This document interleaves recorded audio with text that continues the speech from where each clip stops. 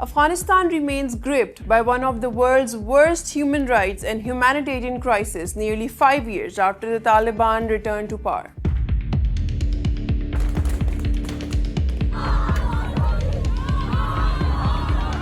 The international organization Human Rights Watch released a report on Monday confirming these and other abuses. According to the report, women and girls remain barred from secondary schools and universities while also facing severe restrictions on employment, freedom of movement, expression, and participation in public life. But the crackdown doesn't stop there. Human Rights Watch says journalists, activists, and critics continue to face arbitrary arrests, intimidation, and torture, while hundreds of former Afghan security personnel have repeatedly been subjected to revenge attacks despite earlier promises of amnesty. The human rights crisis is also worsening.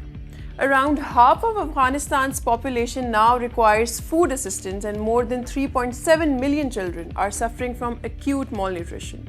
The report says the large-scale return of Afghan migrants is placing even greater pressure on already stretched humanitarian services. Concluding its report, the organization urges the government to intensify pressure on the Taliban to lift all restrictions on women and girls. It also calls for support for international accountability efforts regarding the Taliban and for expanded funding for humanitarian programs in Afghanistan. Human Rights Watch says that international condemnation alone is insufficient. What is needed is sustained international engagement to address Afghanistan's deepening human rights and humanitarian crisis.